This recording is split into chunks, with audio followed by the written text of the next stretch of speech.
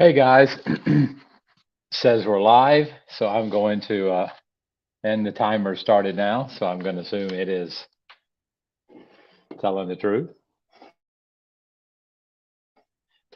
Legacy Farms Coffee. I am got back into town last night about 11. Eli and I flew in. We I've been there since I guess January the 8th, so it's a little shy of 3 months. It's one of the quicker trips as far as the harvest goes. They actually started the harvest a little bit early this year. I got some cupping scores in this year. There we have a couple lots that generally we send to the mill thing from December. So that's why I branded as the 2024 crop versus a lot of companies you see them say 2023, 2024 because they start picking in December of 2023. We've done that before, but that coffee generally gets sent to, and so we never actually get that coffee in the States. So that's why we mark ours a little bit different. I'm sorry, I'm trying to do a pour over, or not a pour over, a an AeroPress, so I can get started with the podcast. Eli was at youth group tonight and twisted his ankle, so he's in the house getting some TLC from Mama. He was sure missing Mama by the end of the trip. We had to extend it 2 more weeks. So he was there. He planned on staying almost 2 weeks with, and then we extended it so it went a little bit longer. Um, Whoever's on, if they want to holler, or if they want to come on screen, either one. Tonight I've got sort of a light agenda. I don't have a whole lot going on, but so Eli was almost a month. So he's never. We've done a trip where we were gone like 12 days before, but this is his longest time away from Mama. So luckily, I had an old S10 cell phone, and well, not old. I just traded for the next model up from that. But so I got him a chip and all in Honduras, so that way, a lot of times when he wakes up in the mornings, I've already gone to pick up workers, and so he'll wake up around 7:30, and that's about the time I get back. Sometimes I'm late, sometimes he's early. So it gives him a way to call me. And then I bought him an internet package, which is like $5 a week for internet. And he's able to call me no matter what. So he enjoyed that. And I put WhatsApp on his phone to call Mom, even when we were driving around. And we did a couple fun days where we would go to Marcala and fart around. We would spend 2 days in the farm. We spent all day Saturday and Sunday on the farm. We camped out Saturday night. Called the guard on his cell phone, uh, and the guard walked all the way to the farm at like 8 o'clock at night. So if you look on my Instagram account, you'll see Pedro having hot dogs and stuff with us. I don't think he said he needed to get back. I don't think he stayed for s'mores, but I hated that because he probably didn't know what a s'more was, and he probably would have really enjoyed that. We had a couple of hot dogs. I think we had corn, and I'm not sure. Eli's good about fixing a big spread when we go camping or anytime. So he was ready to go home. We uh, about two podcasts back, we did one from Copan. We just got crazy and said it was. I think it was a week, and I said let's just get in the car and it was Tuesday night. I said let's go. We're just going to go and car. And we tried to go to Copan before, and the roads were too bad. But I said, we're going to take our time. If there's something to do, we just stop and do it. And so it just took us about 7.5 hours to get there. And we drove up, we left at like 5:30 in the morning. So we got there pretty early. We walked around, we hit quite a few little souvenir places. Um, I don't think there's anything out here that we got while we were there. But so we had fun with that. And he got to go with me to quite a few different things. We went to the Copan ruins. I'm not a big T-shirt guy, but I saw this shirt and I liked it, so I got me a Copan T-shirt. And the ruins were really, really interesting. They were really hot.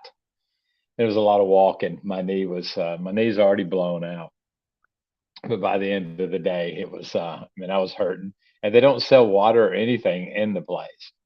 We went to a Macaw Resort. the couple of days we just went out, you have to have a guard around the house when you're gone. And there's been a couple of people that have broken into some houses in the last few months. So we're all a little bit jumpy about that. So we just let them, we've got a lady that brings her kids in and they play on the patio. We've got those little scooter bicycles. So her kids don't get there. They came in, did the scooter bikes, and we did what we wanted to in town. So it's a win-win for everything. She gets a little money, and, and we've got to do what we do. So whoever's logged on, give a shout out, and or let me know, and I'll give you a shout out. But we could definitely use some people want to come online if they want to. I haven't gotten any messages yet, but some people were asking about when the coffee is going to get here, stuff like that. We have done our last picking. They're going to go through a couple crops and try to get me some. I need a few more seeds, so they're going to see if they can pick a few more, and we'll dry those as seed.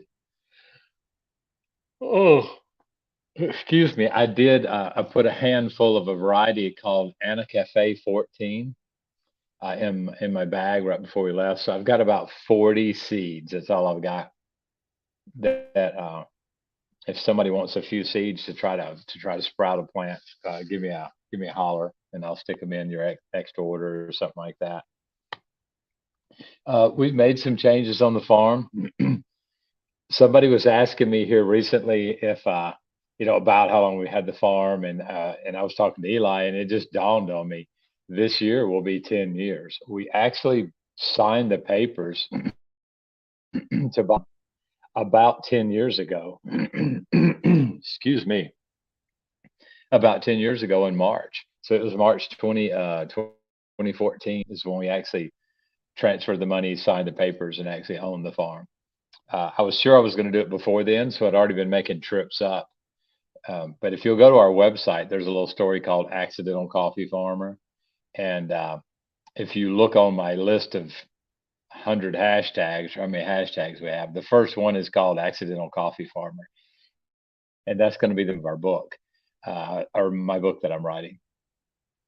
So if you guys want to follow along, I'm going to, probably the middle of April, I'm going to put up a chapter out of the book so that you guys can read it and you're not going to hurt my feelings.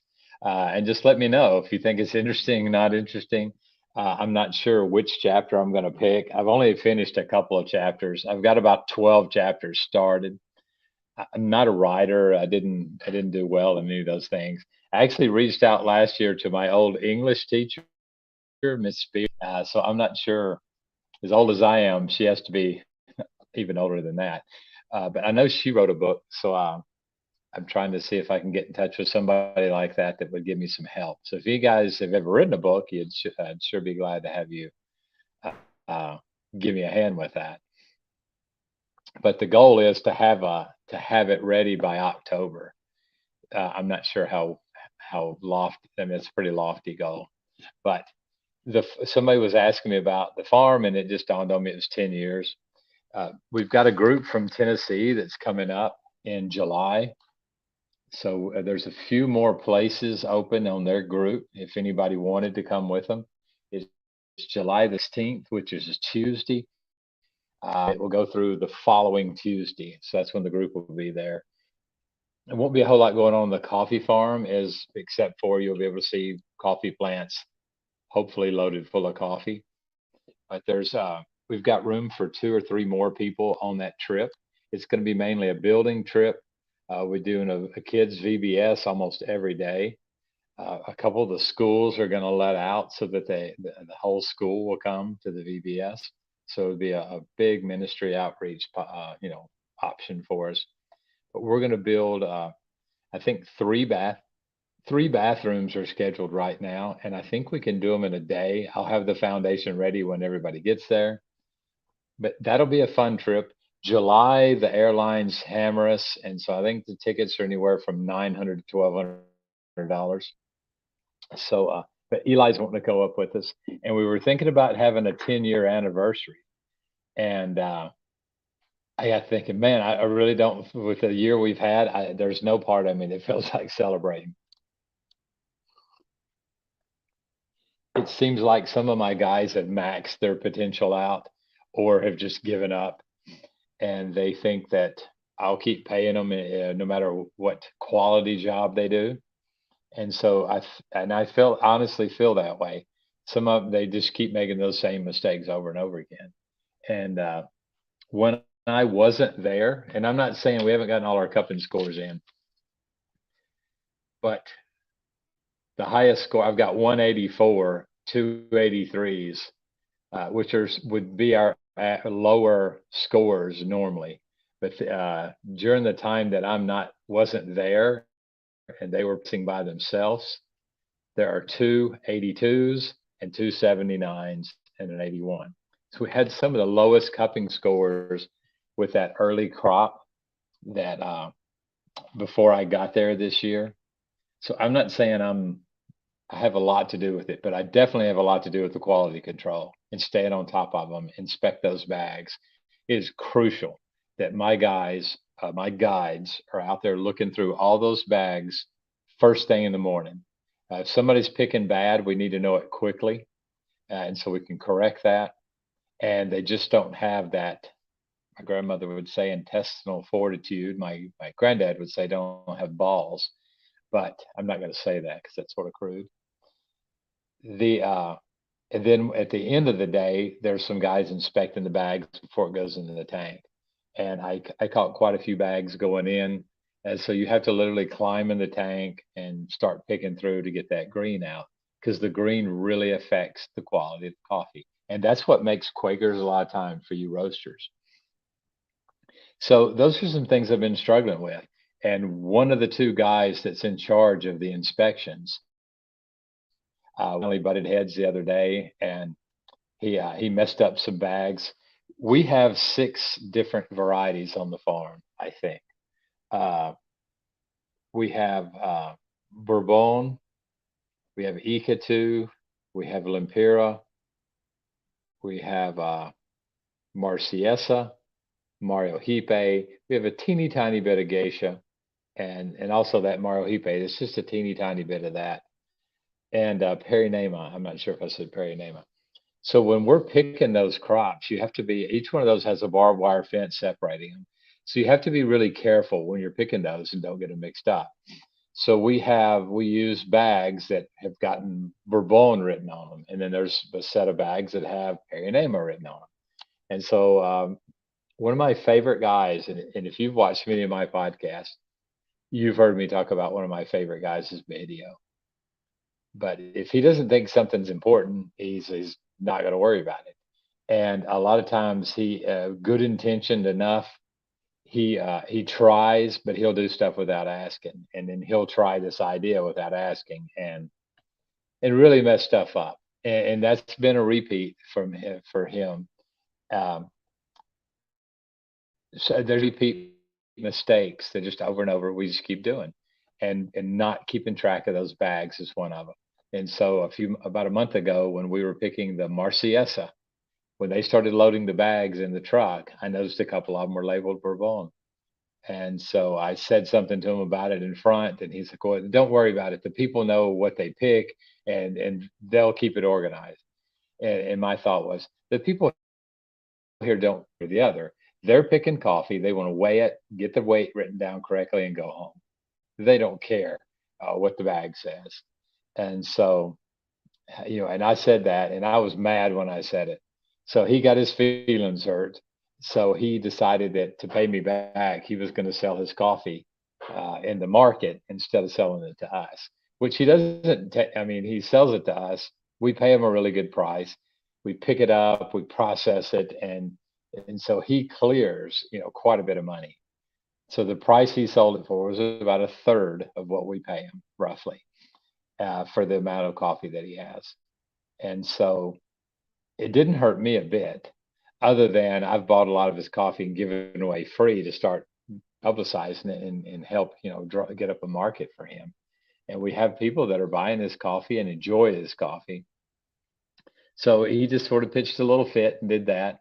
And so then yesterday morning we had a talk, and it didn't end that well. He missed 4 days last week without telling anybody, just didn't come in for whatever reason. And And so, yeah, I don't know. I don't know how it ends. But anyway, Monday when we were supposed to start Trigan Coffee, that's his job. He is the only one that's ever done that job since we got this new big machine. I ran the old machine, but that thing was so old. It was they closed the company down in 1985. That's how old the machine was. And so every part for it we run it. I jokingly say we run it with a prayer and a hammer, and that's not far from the truth. So we got the new machine in. I was in the States, and he learned how to use it, and he ran it well, and the machine produced, is running, shoot, I think about 450 pounds an hour. So we were tickled with that. I don't know what it's supposed to run, but that's way more than what we're doing.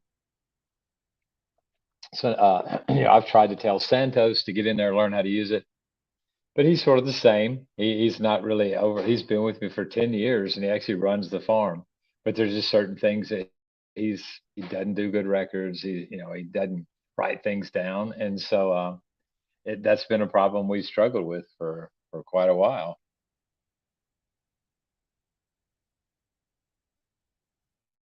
Well, it said, I didn't notice down here that there was somebody that showed they were waiting to get online. Oh, Aaron, are you still here? Yeah. And I'm new at this, so I don't know a whole lot about it. Might have been some. Oh, okay. There we go. I'm sorry, man. This is the Yeah. first time I've used my phone to do the podcast, so I'm sorry Okay. about that. I saw it said a guest down there, but I, I thought it's a lot of times it logs me in as a guest. So sorry Uh, to keep you waiting on there. How are you doing tonight? oh, I'm all right. I was surprised. I didn't know if you could hear me or not. Well, I guess I'm just not used to looking down. My when I do it on the laptop, everything is on the right. So Yeah. sorry to keep you on there. You've been on there a while. Thanks for your patience. But you're Oh a no, roaster, right? yeah, I am. I was just listening to the what's going on at the farm. Sounds pretty interesting. Well, and sort of to end that little short story that I made into 10 minutes, a lot of people were asking what's going on the farm, and that was one of the things we just decided that we weren't going to change. Bahidio used to be one of the guides on the farm, and I had in my mind that he would take over the farm, and this year was the year I was planning on that. But he just, I'm not sure what's going on with him. He's got some trouble or whatever. But so he just decided this week he taught my new guy Alejandro how to use that machine. So they worked together yesterday and today, and then he said he wanted to sort of go do his own thing, and he would come back. And we do a lot of contract work. The guys love doing the contract work because they can go in there and direct them to clean a certain area or to do something like that, and they can work hard. They'll bring their family members in, and they'll knock out a great big job in a couple of days, get a big paycheck, and so they like doing that. So he said he'd come back and do that, but he just decided he wanted to go a different direction. So we got a new guy called Alejandro, and then we've got a new lady called Isabel. And so the two of them are starting to take over a lot of Anna's duties that are overwhelming her a little bit. She's our general manager on the farm, so she takes care of the house and she takes care of the cupping lab. She runs the drying patios, which we're still drying coffee right now, and she right now she's putting together women to do 5,000 little bags of dirt so that we can plant this year's seeds. And I'm doing a project. We're putting a room on a schoolroom a classroom we built for the church. We're putting a roof on that. So she's ordering parts and she's coordinating all that. So, she's just got more than she knows what to do. So, Right. I mean, she's getting a lot of times 10, 12 hours of overtime. And her husband doesn't like that because he's at the point where he's making enough money now. He wants her to stay at home. And so, Uh, although she still makes more money than he does, but because we sell her coffee, we bring her coffee to the States and sell it. And so just that, she's making triple what she used to make. And we helped her get her crops planted and, she can buy fertilizer through us a little bit cheaper than she can at the store. And we do interest-free loans and stuff. So we helped her out with that. But at this point, I mean, I think right now we were talking when she gets to $10,000 US, she'll be able to get a CD at the bank, and you have to lock it in for 2 years, but she'll be getting 5.5% on that money. And so she owes nobody. She's bought two little tiny farms, probably the size of, regular backyard. But she owns some land, enough land that she's producing about 12 bags a year. And so what is that? It's 1,800 pounds of, near zero defect green coffee. And I'm looking up in scores here, and I think it was, and so dang good scores. So yeah, there's she's next to the last here. Yeah, she's got a Perry Nama with aroma of honey. The flavors are honey and baked bread and green apple. So I mean that's those are great, and it's an 86.5 score. So I mean that's going to be a really interesting coffee when it gets there. I should have brought some with me, but I just didn't think about it. But she's making enough money doing that. She makes more money on the coffee side than she does work. Within $1,000, she makes more money doing the coffee than she does working for us. So she could quit us and still have half her income. So right. That's sort of what she's towards. So she's going to go to, after we get through selecting, because she's also runs the selecting program. So once we get through with that, she's going to go to 3 days a week, and then she'll go down to 2. And then she said she'll do one more season with us next year. And then, so yeah, she'll paydays, I'll keep her around for paydays, but just that's worth a lot to me, her coming in and doing the payroll. So, right. She'll come in for a half a day and organize it, and then she'll come in Saturday and actually pay everybody. So that's a lot of changes, and I'm tired of being frustrated when I come on the farm. I mean, that's been a dream of mine since I bought it, is to have it sort of running itself and doing its own thing. And so these guys that aren't getting on board with it, so I love some of these guys to death, man. I mean, Bahidio, I hate to see him go. He is one of my favorite guys, and I see so much potential in him, more than any other guy on the farm. He has more potential than anybody else, but lost his drive this year and did some stupid things. He got mad at me for a while because I approve all the loans over $250. I approve them at the bank. If it's below 250, Anna goes ahead and makes the loan, and she doesn't have to talk to me. But anything over that, so he came in wanting to borrow money to buy a motorcycle, and we always have this, because when we bring them in, they're going to be making more money than they've more than likely ever made in their life. And so we come in and we have a talk about how much of that maybe they could put into savings, and then we have a talk about wants and needs. And so as a guy, you and I know that there's a whole lot of things we want that we don't need, and I am the world's worst about buying shiny crap. And and in the corner, that's just sort of my happy area. And so I got my little sample roaster, my little espresso, AeroPress V60, Chemex. I got a Bonavita. And I've got French press, mocha pot. I got something from China that I haven't even used yet. I'm not even sure what it does, but it was $8, so I bought it. And so you buy the stuff, and I buy coffee cups. I'm insane about. I go into a store, if it's $1 and it's made in Honduras, I buy it. And so this one was $1.35, and it's got some kind of Mayan symbols on it or something. And this one actually had a crack in it, so she gave me a discount. So there was only 3 left, so I had a pair, and then this third one had a crack, so she gave me I think she knocked 25 cents off of it. So, but yeah, I love it. It's a good deal. Yeah, of course. But you know, and if it's not too much money, then it's fun. And a lot of guys, I don't drink Coke, and I quit that about a year ago. And so I said, well, if I want to buy a coffee cup, then I feel pretty good about buying a coffee cup, and I'm not going to worry about it. Richard, Sure enough. so I'll buy stuff like that, but he got in his wanted a motorcycle. And those 4 days that he missed last week, he said he hurt his back, moving coffee. Well, we sort of come to the general consensus that he had a motorcycle wreck, and that's where he was. Because when he didn't show up for Monday, I was flying out Tuesday, and so I said, well, I either have to extend my ticket, and which is going to be hundreds of dollars most likely, because there's two of it. It was Eli and I, or I'm going to have to go to his house and find him. So I went to his house, and I mean, my heart sunk when I walked around the corner and there was a freaking wrecked motorcycle sitting on his front porch.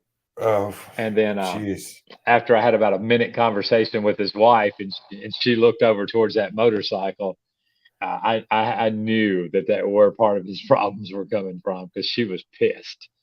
And then when she found out he didn't sell his coffee to me, then because you just think how much money he blew on that motorcycle, and then how much money he just lost by selling his coffee to the mill instead of selling it through us, because we don't take any portion of that. And pat myself on the back. He had 420 pounds of coffee last year, and he cleared $4.20 on it, and so, per pound, and that's a crap load of money in a third world country. Right. Versus this year, the price was 600 lempira. I don't know. I can't figure it up. I don't have my calculator, but it's 600 lempira, which is about $25 for 100 pounds.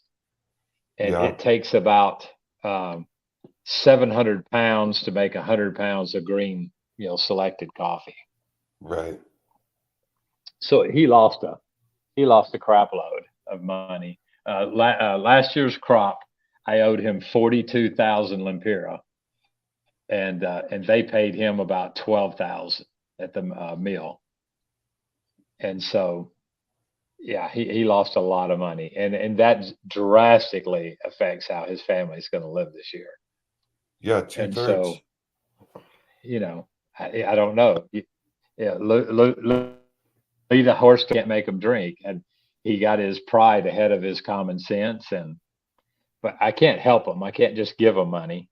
We're already, we go pick his coffee up when it's picked, and then he gets paid the next morning, because he's on the clock. He's a permanent worker, and he gets paid to depulp his own coffee with our machine, and then it goes on our patio, and our laborers dry it for him, which is not a big deal, because I've already got people I'm paying to rake my coffee, dry my coffee. They just rake it back and forth.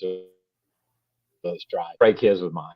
So this is not a big deal, but it is, something we do for him that nobody else is going to do for him.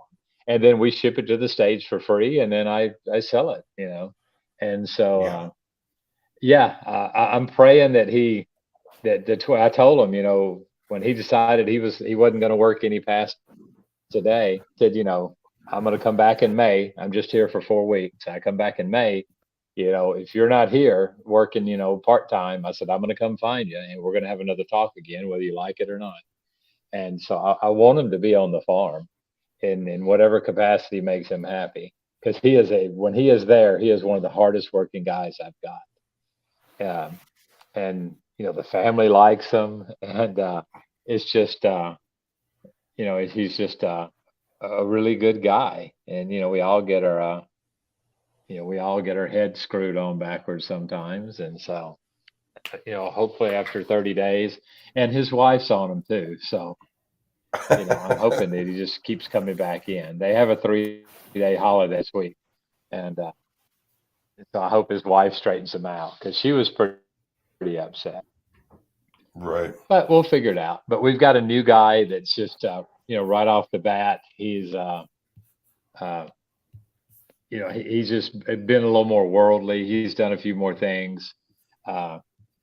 got his head on his shoulder, got kids that are grown. And so that's probably something what I should have been looking for, for a while. And so I'm hoping within the next couple months, he's able to sort of take over. And I've got a place I want to put Santa, who's my farm boss now. There's some new little tiny businesses I want to get started up. I've got a piece of land on top of the hill that we could be selling gravel and sand and stuff like that. And then I've got a coffee shop I'm hoping to open in July. So, he would be good to oversee all that kind of stuff. And I've got a woman that's going to run it, but I need a man there just because there's money involved, and it'd be a lot less likely to get robbed if there's a guy there. And we're definitely not in a high crime area. A couple of houses got broken into, and that happens every year during harvest. There's people that know everybody's out picking, and so they'll break into a few houses every year. Right. And poor people can't afford guns, so they they do little bars on their windows and stuff. But a lot of times they do that so poorly that it's not that hard to get the bars off. So that's that's just sort of the lot that they have to do. But and I did the same. It's very seldom I go very far. I'm liking those pictures. Oh yeah, that was Puar. You just sent me some pictures. Yeah. Yeah, those are mostly Catamore, I think.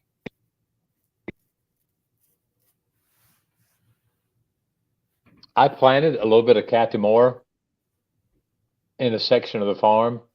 I got like 300 or 400 plants, and then the guy couldn't get any.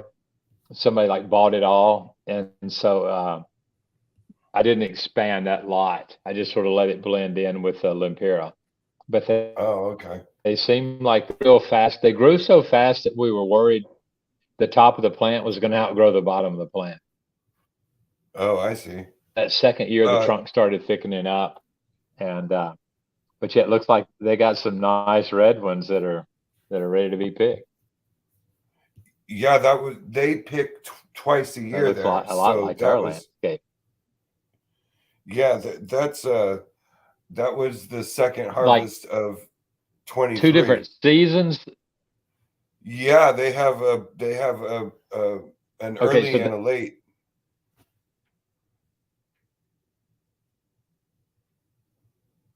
Huh.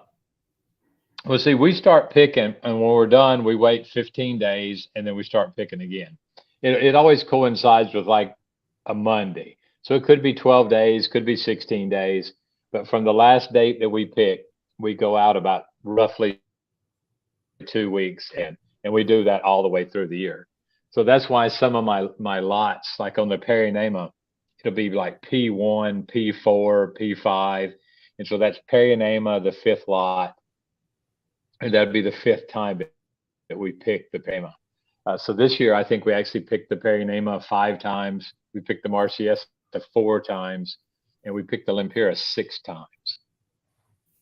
And so there's, we just keep picking it from the 1st of January through probably the middle of March. And that's the way it works most years. But yeah, I've heard of people that come in and they'll let it get a lot of red on there, and then they'll come pick it. But we try to keep from having any black. And so we, as soon as we've got a bunch of nice red on there, we go in and pick it. So it's just a little bit process, I guess, here and there. Probably a little.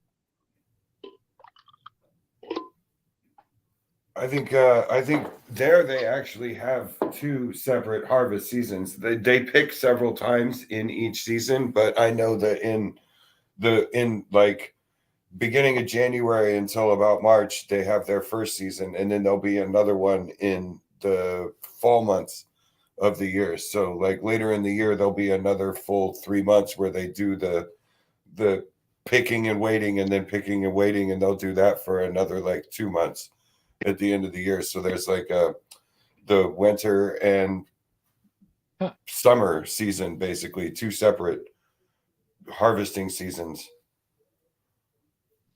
Wow, I wonder, I'm guessing it's Robusta, but I'm not 100% sure. No, this is But yeah, I've these never are heard of a coffee plant, and I should research more. The regular Arabica plants.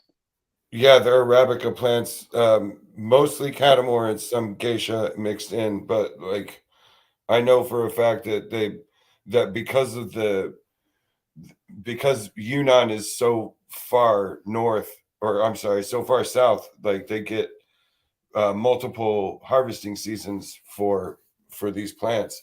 I know that they harvest more than once a year, and they do it in largely the same way, where they pick some, wait and come back, and then pick some more, wait and come back, and it's usually like on lunar cycles, so every 2 weeks or so, 15 days. Huh. Well, that's crazy because see, like our plants, like they're just now starting to bud. So probably next week they'll be full floration. So the plants will just be covered with, they look like little tiny white honeysuckles. And so they'll Yeah, be covered with those flowers, and then they'll drop them, and then in a few weeks, and uh, and then at that point they start putting on coffee cherries, and then those coffee cherries will grow from the end of December, and then they'll start turning red in January, and then by March there's nothing on the plant anymore. So yeah, it's crazy. So I wonder if they're just I wonder how that works. I guess they would have to flower twice a year, and it's two completely different sets of coffee beans. they So have, yeah, that'd be they unusual. actually, when they harvest, they actually mark them as like uh whatever, early and late harvest or first and second harvest. That those pictures are from December of Huh. last year, so like they were that red, and those cherries were absolutely ripe uh in December, and that was the very beginning of that harvest season. Like it didn't finish until roughly, well, we're in March now, so basically the beginning of March. So from middle of December until end of February, they were harvesting off and on for those entire 2 months, basically 2.5 months. Huh. Got some other ones. Yeah, I like those naturals. Yeah, they do But yeah, that honey one and that's got like a little clipboard on it, yeah, that looks like a nice black honey. I love those beans.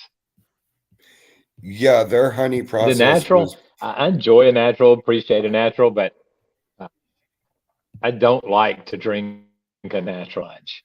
Yeah, the last picture you sent looks like a regular red honey, but the one with that clipboard, I would call that a black honey. And that's where my preference sort of is with the honeys. I really like the black. Richard, we're talking about he went to China back in the end of 2023, I think he said, and yeah. and this was a coffee farm that he visited, and he's a roaster. Aaron's a roaster. It went to school and everything. You did the SCC SCA, yeah. or SCA. I'm sorry. Yeah. Well, and see, I did YouTube roasting school. That's where I went. I went to that school too.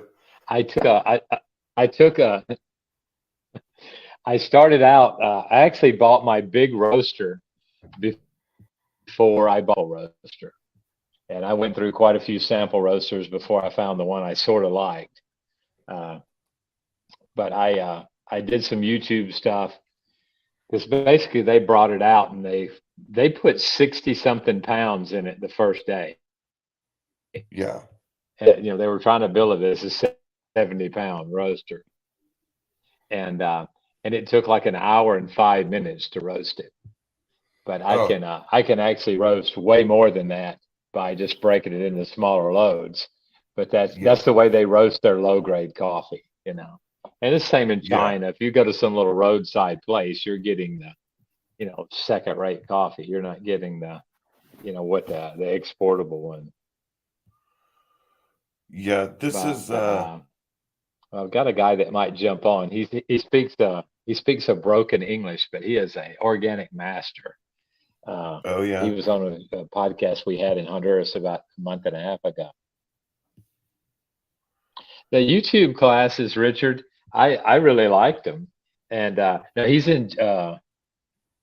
he was in China in the Yunnan province, but I'm hoping that I could go. I've got some contacts in Cuba. I'd really like to go to Cuba.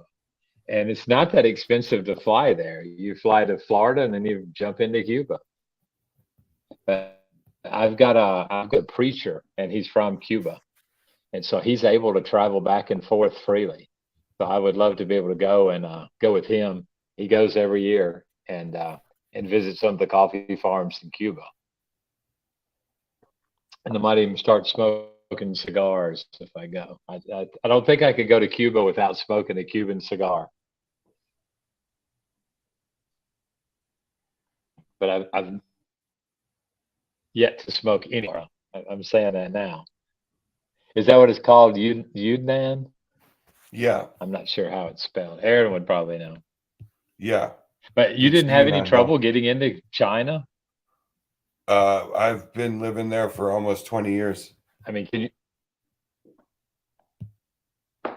But I mean, as far if I wanted to come to China, I mean, is You it can fairly get like if I want to go to Honduras or if I want to take Richard to Honduras, we just go and we automatically get a visa when we land. They automatically give us 90 days. You have to get a visa before you go, but I don't think it's terribly difficult to get visas anymore. Or at least currently, you can get like 90 days or something like that.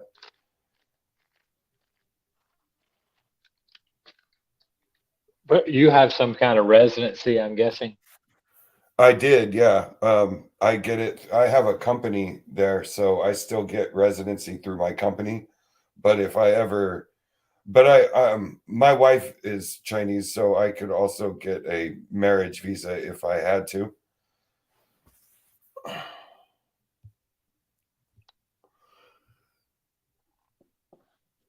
That Well, last one that last picture I I've never sent you is traveled a lot. that's their Probat. It's 90 kilos hopper. Oh my gosh. And it's from the 70s. They bought it secondhand from Holland. And it's still a cast iron front. Like the front plate is still the old cast iron style, not the new like forged steel that Probat uses Supposedly now. you can get as much. Yeah, supposedly you can get. Supposedly you can get as much for the older ones as you can the new ones. Yeah, You know, because man, that's a big roaster. Yeah, they changed the materials. And if you look real close, you can see the feed lines that from the room next door that has all of their stock in it, and the feed lines that are above the hopper that feed it from a big premix hopper on the other side of the wall through the piping. And this is in China? Yeah, this is Torch Coffee Labs in Pu'er. Wow. And I I wish I knew how to put the pictures up, Richard. I'll shoot them to you. I'll shoot them to you later on tonight. And I think that Torch actually has people in Clay Center roasting right now. Clay Center, Kansas? Yes. Oh, wow. I don't think I've ever had Chinese coffee. I took a course with Willem Boot, and he's got a bunch of contacts in Yemen and some of those areas.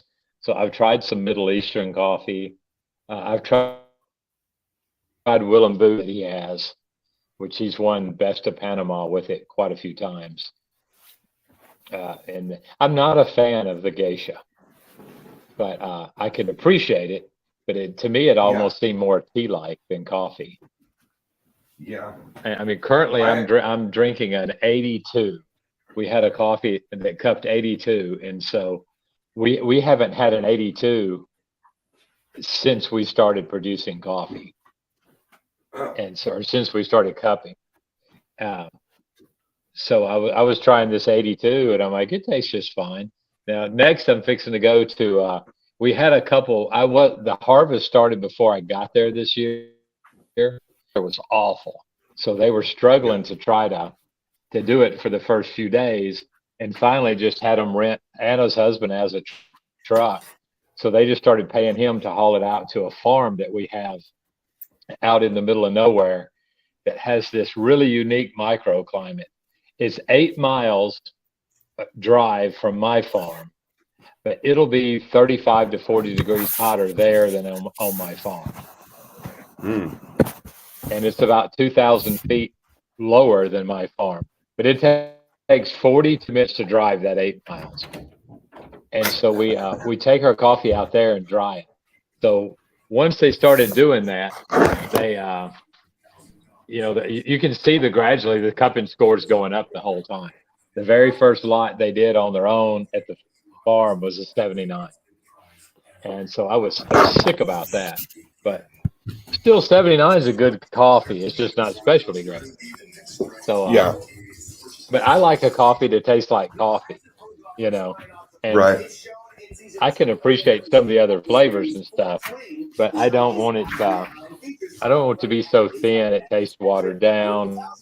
And but I had a 96 point geisha, and it was an amazing drink, but it just didn't taste like coffee, you know. And I've got Right. more of a hillbilly, palate than than a lot of these guys in the business.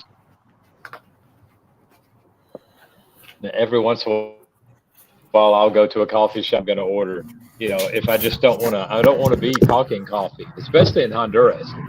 I'm on the farm and it's 16 hours a day during harvest, and it's just nothing but coffee. And so I Yeah. went to a coffee shop with Eli and my son Eli, and I said, I want a cappuccino with 3 sugars. I didn't I wanted a hot milkshake basically. And Yeah. I said, I don't want to Caffeine try milkshake. your, whatever you have, whatever. Because basically everybody there in Honduras, in my area, that has a coffee shop owns a farm, and they're trying to highlight their coffees, which I would do the same. Right. Right. And so I'm going in. If I go to Bond's place, he's always got a really nice yellow Catuí. And Yeah. so everybody has their own coffee, but sometimes you just want to shut it down and just have something, give me a chai tea coffee or whatever I'm not even sure if chai is a coffee or not, but I saw her rip the It's tea. packet open in hot water. So I'm not exactly sure what variety it was, but yeah, I thought it was a chai tea, but I didn't really care. I didn't care enough to ask, Yeah. The first night we went to the same restaurant 2 nights in a row, and they had a chai cold and a chai hot. So I had a cold one night, hot the next, and that was I still had when I sat down at the table, I realized I still had coffee where I'd leaned over the pulper on my forearms, on both arms. There was just coffee stuck to it from where I was trying to clean out the depulper, and I knew I had smelled like coffee. My hands are still stained red, and so I don't want to talk about coffee. I didn't want to think about coffee. I just wanted to eat some chicken and drink something sweet. So that's what I did. But my friend Yvonne, some of his buddies flew to Panama, and I don't know if you know who Willem Boot is. He spells his name Willem with one L, Boot. Okay. But if you look up Willem Boot, he owns 2 farms in Panama, at least 2. He owns Finca Esmeralda and Finca Sofia. And he has won Best of Panama a couple times. And he's got a geisha that bounces around 96 and 97. Yeah. So it's a pretty high quality bean. Scores that I don't even dream about. But yeah. And I think he's pre-selling for like $125 a pound or something. So I took a cupping class with him, and he talked to me zero about coffee. He wasn't, because I'm a little coffee farmer, new. This was back in 20, this was 2015, and he wasn't going to tell me anything about how he made magic beans. But in the school, he brought his Esmelda, Finca Esmelda geisha, and we Yeah. tried that. And the reason I knew it was special because we did an international cupping, so there was 5 cups on each station, and so we were cupping 8 coffees, and each one had 5 cups. And when we were done with break, this one guy, uh, I'll think of his name here in a minute, but he took this big giant thermos and he took a little mesh filter that all the poor people use to filter their coffee to brew coffee with, Yeah. and he was walking around to the cupping tables and he was dumping these certain 5 cups from every table into his thermos, and he was filtering all the the stuff that goes to the bottom of your cupping cup. He was Yeah. just filtering it, but he was saving all that geisha to take home with him. Yeah. And the one I liked was a Yemen mocha. It's the tiniest beans I've ever seen in my life, and it just tasted like that. It tasted just, I mean, it was so chocolate. It was Yeah. just crazy. And I love that mocha bean. And a friend of mine grew some mocha in Honduras, and it was amazing. And then La Roya pretty much wiped it out. And he's got so much money, he doesn't know what to do with it anyway. So he didn't even fool with replanting it. But man, those mocha beans are really nice beans. If I could ever get some, I'd plant some because the soil in our area is conducive to growing the mocha. Uh, but the problem is when there's a guy that won our competition. There's 2 main competitions in Honduras. There's Copan and there's Marcala. And so the guy that won Marcala this year had a pink Bourbon, Mm. but he won't sell the seeds to anybody. You can't buy seeds. He doesn't want any competition. But he won first place this year in the Marcala Coffee Festival. And so I think it was 3 samples or send in 3, and there was 88 farms that entered coffee, and so out of all that, he won first place. So it was a pretty big deal, and we've only entered 3 coffee competitions ever. We won 6th place in the county fair one year, and they never gave me my little certificate. And so, but last year we got 4th and 15th place in the Marcala Coffee Fest, and then this year we got 7th and 12th place in the coffee fair. And so we were tickled. I was sure hoping for better, 4th. So I was sure hoping to go up this year, but I didn't. I made the call to enter 2 different coffees than what I entered last year, and so they didn't cup as well as my. I got 4th place last year with my Mario Hipe, and I got Yeah. 15th place with my. And they just do 15th place, so I guess I was last, but I got 15th place with my Yellow Bourbon, and so this year I got. I forget which coffee was which. But just happens to have my certificate here. I got 12th place. Yeah, I got 12th place this year with my Marciesa. And then I got 7th place with my Perianema. But I've never seen this year. The weather was so bad, nobody cupped a 90 this year. There wasn't a single farm that got a 90.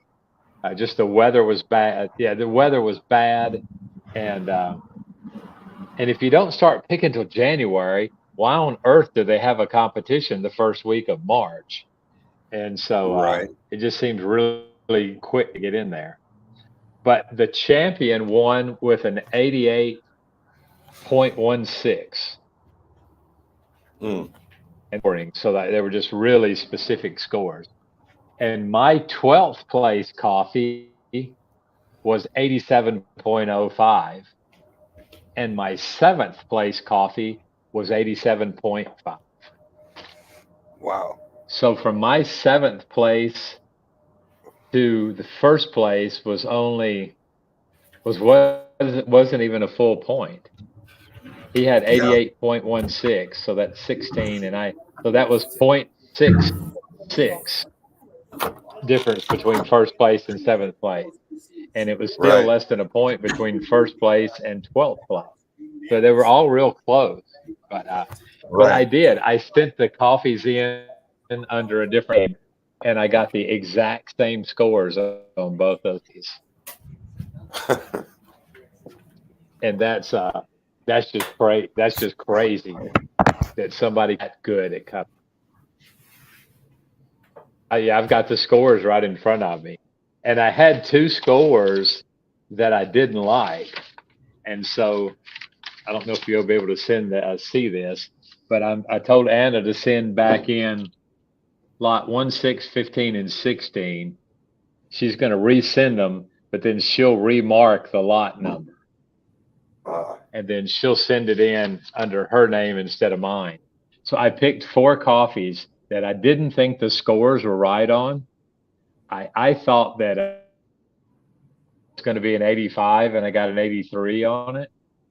And so I'm going to have her resend those 4 coffees, and I do that every year. And every year he's still right on it.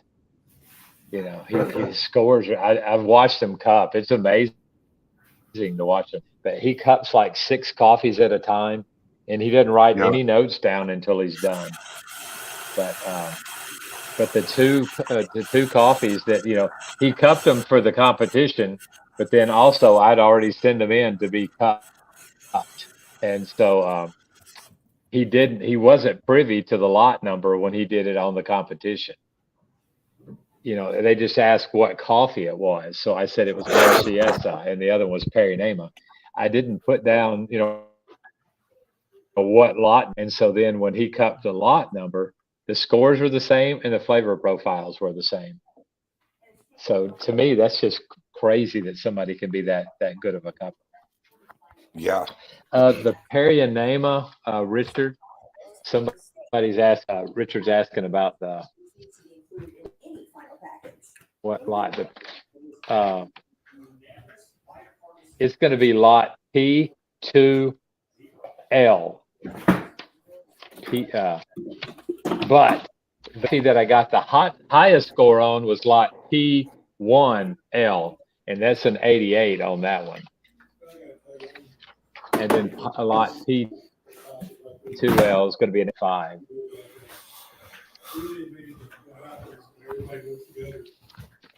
So if you're looking to try a Perinema, but they're still aging out, they should do a little better after they've aged a little bit. The lot P1L, and the L stands for lavado, which means washed.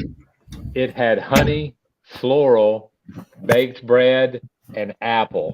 Those were the cupping notes on that P1L, Richard. So that should be pretty good. I still have 40 lots going in to be cupped on the end of next week. So within a couple weeks, I'll have all my cupping scores back. I could give out a little more detail as to what next year's or this July's crop will be. I'm going to try to go ahead and get it in a little bit early. The lots that I was talking about, my lots 1 through 9 have already pre-sold. I've got one guy buying all that coffee, and so I'm not going to age some of the other coffee as long as I normally do, because with being that short of coffee, then I'll have plenty of coffee. So I'll go ahead, and I'm not going to age these last pickings 90 days like I normally do. Yeah, somebody's asking about the Marciesa. Yeah, it did great, and I'm tickled with it. And I pulled out 10,000 seeds of the Marciesa and 10,000 of the Perinema, and so I'm going to plant 2 big seed lots of that. I've also got 200 of a Robusta, 200 seeds of Robusta, and about 400 or 500 seeds of a Anacafe 14 that I'm going to that I'll be planting.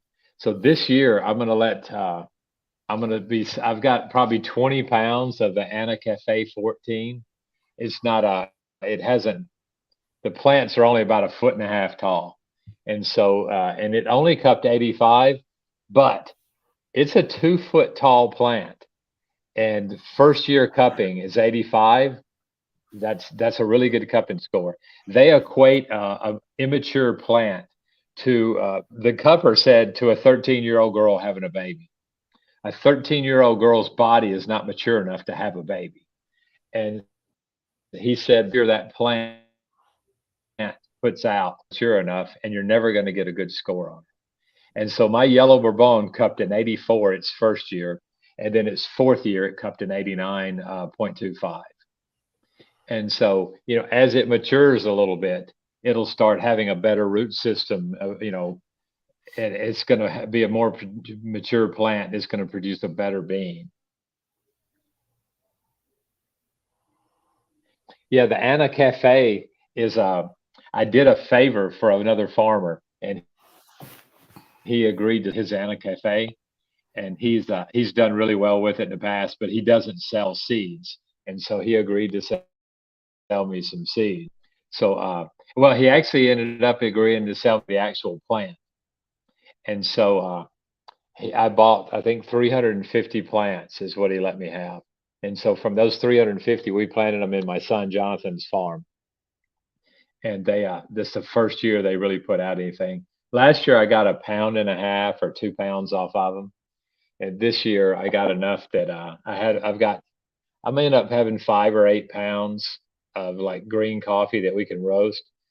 And then the other half, I save the seeds off of it so that we're going to replant them. Crops that we bump up next year, and the Anacafe is going to be one of those. Except for the new plants will be planted on my farm instead of my son's farm. So it'll in a couple more years we'll have I'm hoping in 4 years that I'll have about 2,000 that are mature. So I'll plant 500 this year and another 500 or 1,000 next year. We're cleaning some lots out, but we're also bumping up our cardamom field. We're going to plant another 500 cardamom plants this year, and then we're going to plant about 1,000 banana trees, and we're going to irrigate them. And so we're going to try to start harvesting a little bit of bananas, a little bit more formally, and try to sell them to somebody like Dole. I'm not sure what their minimum lot that they'll buy is, but my truck will haul 8,000 pounds. And so we're going to try to figure out how many bundles of bananas that would be. So I think it'd be about 800 to 900 bundles of bananas. And it's about a 6-hour drive to Port. We'll probably try to keep it around 15,000 pounds.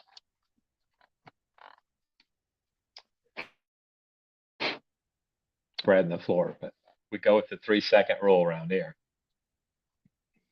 I think we lost Aaron. Aaron was on. He was saying that he'd been living in China for like the last 20 years, and so he's in the coffee business, and he's in Kansas right now, and I think he's here for a while. So we're going to try to get him to come out to the roastery next week and let him roast a little bit, because I'm not the best roaster in the world. I've said that numerous times. I'm still learning, but we're trying to upgrade our machine. Right now, the machine's just completely taken apart. I'm going tomorrow to get another motor for the drum, and I'm going to try to get a motor that I can control on it, and so I can control the revolutions of the or RPMs of the drum. Now, I have one of those controllers on my little Huckies, but those are easy to control. They're little DC motors, so they're real easy to control.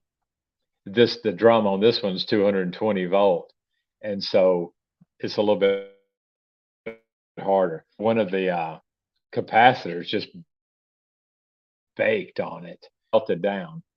And so I'm hoping it didn't burn the motor up. But what I'm hoping is we can buy some new capacitors for it tomorrow, get it back going again. And if I could get a controller put on that motor, that would be amazing. If we could start controlling drum speed, that sort of put us on the next level. I'm not sure how or what to do with it, but I know that if I have that option, that there's some control that you can do with it. Yeah, and he went to school, so when things slow down a little bit, if hoping to get the roaster put back together, I had to replace a couple bearings on it last month, and well, right before I left in December. And so I took it all down today. I've got all the panels off, and so there's four more identical bearings in there. So I'm just going to go ahead. I'm not even going to fool with it. They're like $58 a piece, but I'm going to go ahead while I got everything down and trade those bearings up. And I'm going to see if there's some kind of system I could hook up. I've seen it on tractors. You can just inject the grease into one place, and it's got tubes where it goes to all the different, you unscrew the Alamite, and you screw that tube in to where you can grease all of them at the same time. That would be nice. No, the one I'm working on now is the big roaster. Now, all of my Huckies have the adjustable drum, and two of the three have the perforated drum, uh, which I've never really used the perforated drum. I always keep it closed. But the big roaster that I've got to be able to control the drum speed on it. And I was thinking about putting a second sprocket on the back of the motor and a thumb drive so that I could actually have two different chains on it. It literally just take, 5 or 10 minutes. I could put a different chain on it and change it. You know, that's not the end of the world. And I could do that pretty quick. I could get the variable speed controller on that 220 motor. That would be amazing. But my roaster is an artisan roaster, so it came with a thermostat, a manual thermostat gauge on it, and that's it. And so I put the probes in it and hooked the artisan up on it. I put an air control butterfly valve in it, and that's pretty much it. I put a Hobbs meter on it so I can monitor how much propane I'm using. That only works correctly when I'm not running the gas to heat the building. So this year I bought a gas tank, so I'm going to run the heater off of one, and so I can control exactly how much gas I'm using. So when I hit the 200-pound mark, I know that I need to start thinking about getting another tank of gas. And so it just helps me a little bit because if you've got 22 to 25 pounds, which is my normal batch, then if you run out of gas, you've ruined a whole lot of coffee. And so I did run out the other night, but I ran out there, switched the tank over. It took me like 2 minutes, and then I was able to go ahead and keep the roast going. It had dropped a lot, and I'm sure it didn't help anything.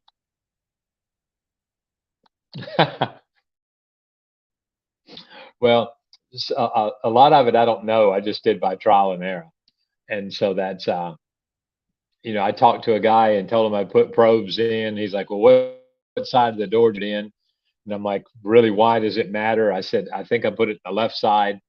And he said, "Well, figure out which way your drum goes, because if your drum goes this way, you want it on the right side. If it goes the other way, you want it on the left side, because you want to be where the coffee bunches up.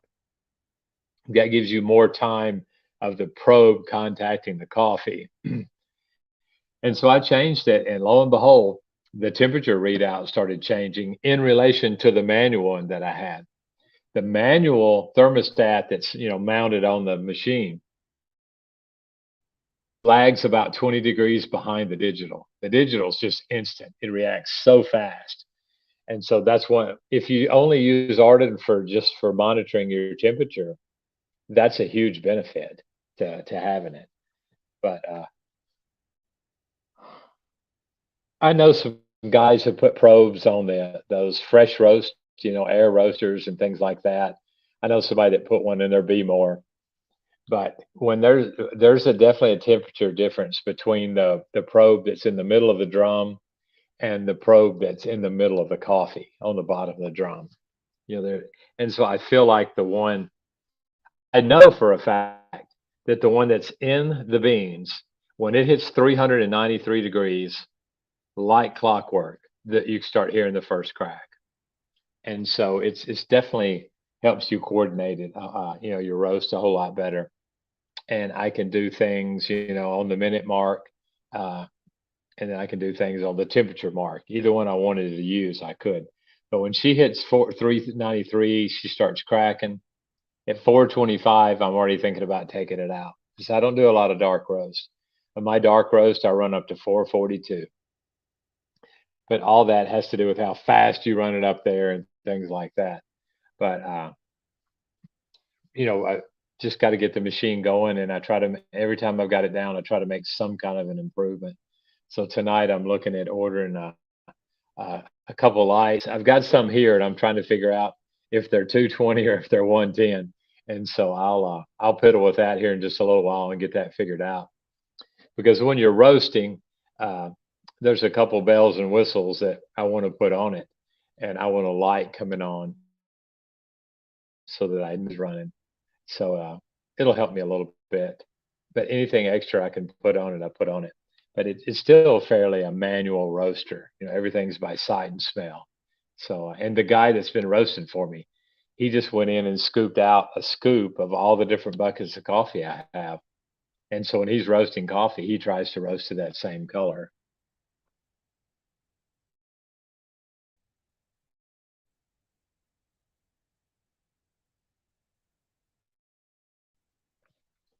Well, with the fresh roast, Richard just posted it. He's got a fresh roast for anybody that's not. I don't know if everybody can read the comments or not, but Richard says he has a fresh roast. He has the probes, but hadn't installed them. My question with the fresh roast is the air's blowing straight up the bottom of the tube, and it's coming out the top, and so is the probe really reading just the bean temperature, or is it going to be the same as whatever the hot air is? And I think the method of testing that would be, I don't know, Bill, are you still on?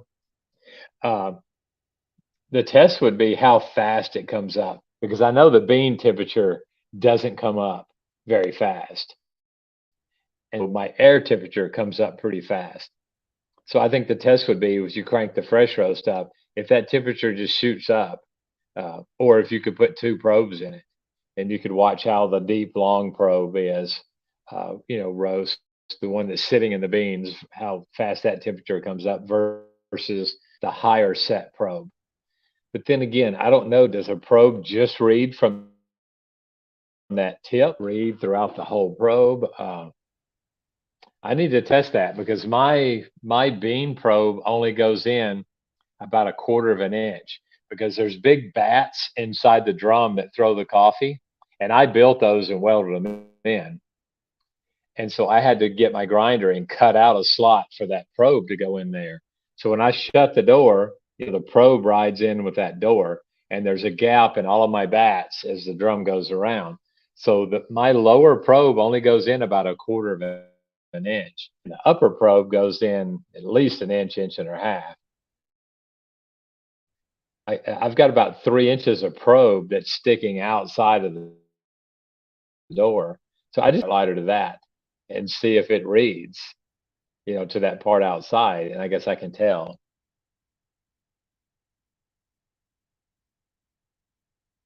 Yeah. Yeah. I've got the Fresh Roast 700, Richard. As I've thought about it, but I don't have an extra fidget controller. What controller are you using? How does your probe read? Does it attach to like a handheld unit, or can you hook it to the laptop? Because my Huckies came with a little hand controller, and then you plug that probe into the hand controller. And my oldest one, I think, just has two slots. This newer one has three, I believe. I'm not sure where all that stuff is. I stored it somewhere. I'll have to look at them. Oh, okay. He's saying that the fresh roast is 50 to 80 degrees different. Okay, there's a difference between what? Between the two probes or between the air and the bean? Okay. So yeah, I think that's what my Hucky came with. If you look up Hucky 500 coffee roaster, then it comes with a handheld unit. And in Honduras, I just built like a little cell phone holder basically, and I put that in there and screwed it down. And I would watch those two temperatures. But then once I got my Fidget 1048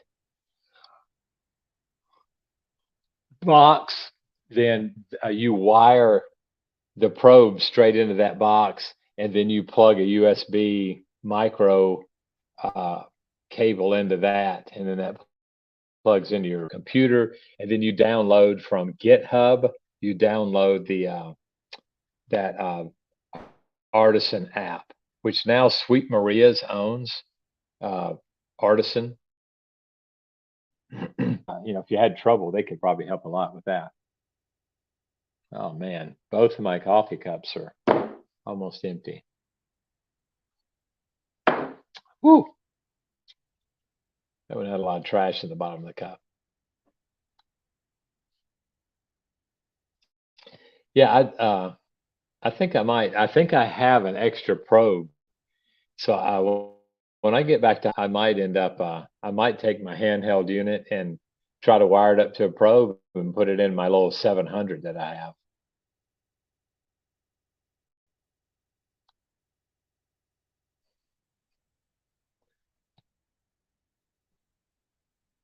But yeah, the Hucky's been nice. Roast. Sometimes, according to bean density and all that, sometimes I have a hard time with my air getting it to move. The first 700 that I bought wouldn't get hot enough to crack. The second one, they sent me a new base, no problems, no questions asked. The second one just doesn't seem like it's got a real strong airflow. And so I have a lot of trouble. I have to really keep shaking the machine to get those beans to move around. Or I almost always have a somewhat of a what I call a Dunkin' Donut roast, where there's a lot of darker beans in with the lighter beans. But when I just do 4 ounces, 3 ounces, so we're talking about just 3 or 4 cups of coffee or 3 or 4, pour overs. So I generally don't worry about it too much. It's just like picking the Quakers out. I just pick out the really dark beans. And every once in a while, if the bean is still dark, but it still looks good, I leave them in there. It gives a little character. But I don't like the dark oily beans, or if they look burnt or smell burnt, all that out. But I slept 5 hours the night before last, and I slept a solid 6 last night. So I'm going to head to bed. But I've got to buy my plane ticket first. I'm going to go for 2.5 weeks during May, and I think right now I'm flying out May the 3rd. So I'm going to go look up some prices, and then I'm going to go in and talk to my wife about it. But I'm going to go between the 3rd and the 18th. I think the 3rd till the 18th, or the 3rd to the 20th, something like that. If anybody wants to fly up there, the ticket I looked at was $600. So spend 5 to 7 days in Honduras for that much, and that's not too bad of a price. And get to Logi and do a couple coffee things. 260 grams. That's a little less than a half a pound. 215. I don't know what that percentage loss is, but it sounds about right. May the 3rd through May, probably the 18th, something like that. I'm mainly going to work. I'm going to pull the head off my Dodge, and I've got to.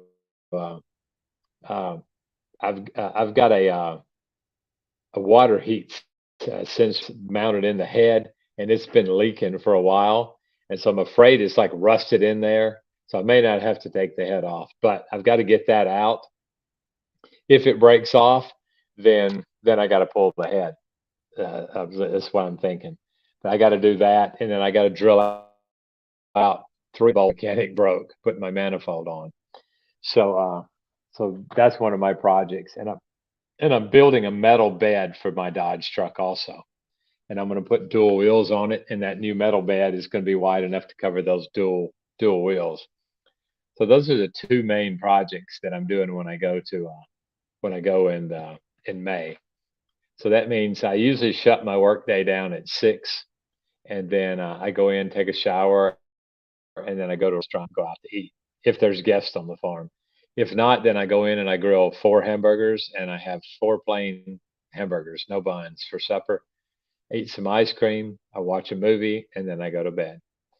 Well, I have coffee on the back porch 4 or 5 times a day, so you can just pepper coffee on the back porch in with that.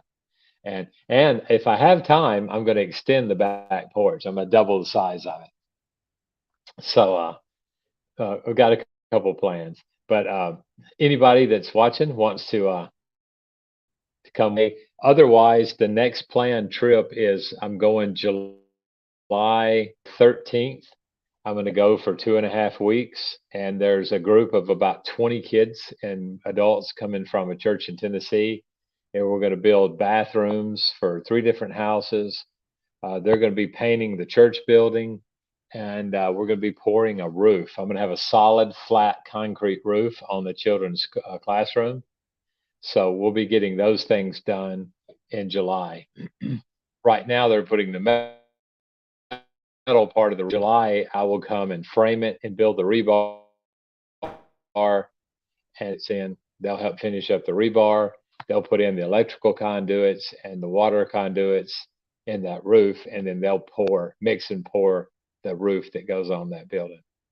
So those are some fun projects. If anybody wants to help with them, you can do as much or as little as you want to. There'll be a medical clinic, dental clinic, one day, and then we'll be doing VBS every day.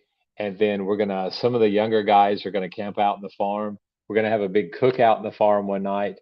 And then on July the 20th will be Eli's birthday. And July the 19th will be the 10-year anniversary of when we moved to Honduras. So we're going to have a big blowout throwdown. We're going to invite all the workers, past and present, and we're going to hoping to roast a couple of hundred hot dogs and a bunch of hamburgers and stuff like that. Big community event. So we'll have a kids fun day, and we're shooting for 150 kids on that Saturday. So there'll be a kids fun day, barbecue, be a lot of stuff going on the July trip, and celebrating Eli's birthday will be the main thing. But guys, thanks everybody for this watching right now, and thanks for the comments that were made. I know I didn't get to a couple of the comments. I'm sorry. I'll try to answer them offline. I don't have on my reading glasses, so I'm having to squint and look real close. But thanks, Richard. And man, you're on here all the time. I've got so much. If you ever want to come online, I'm not sure where you click, but I bet you can figure it out, and I'll let you on. Thanks, Aaron. We dropped the signal or something and lost Aaron, but thanks, Aaron, for jumping on. And thanks for Bill and all the guys who are always watching. And thanks to you guys. And please share us. We're at 497 people on Instagram. I'd like to get that to about 550 as soon as possible. But 500 would be nice. Let's do that goal for this weekend. Let's try to get 500. So if you know anybody that's on Instagram that drinks coffee at all, us to come and watch some of these videos and to ask us any question they got. All right. Yeah, Aaron, we're just trying to get some new customers. We're trying to get people to follow us on Instagram. I am not a email, kind of guy. I'm not a whatever it is marketing guy, and so I'm struggling to get followers on my YouTube channel. And so the podcast has helped a lot. February of 2013, I had 218 followers on Instagram, and right now I'm at 497. So the podcast has definitely helped, and another week up. But also, if you guys know anybody anywhere in the United States that's a coffee drinker, if you'll send them my my contact information, get a like and follow, then we'll definitely. We always hook the customer up on that first order. I take whatever they order, and I'll get them sample bags, a coffee mug. We got to take care of everybody. And yeah, Aaron, if you're around, I'll get back with you. Let's try to touch base sooner rather than later. Next week things will be calmed down. Hopefully, I'll have this roaster put back Friday and be roasting. But I'd like to get you in here when we're and we roast a little bit. Thanks a lot. Remember, we are Legacy Farms Coffee 200 on YouTube, Legacy Farms Coffee on Facebook, and Legacy Farms Coffee 2010 on Instagram. Like us, follow us, share us. Anything you can do that will help us out is greatly appreciated. Thanks, guys, and you have a great night. We'll see you soon.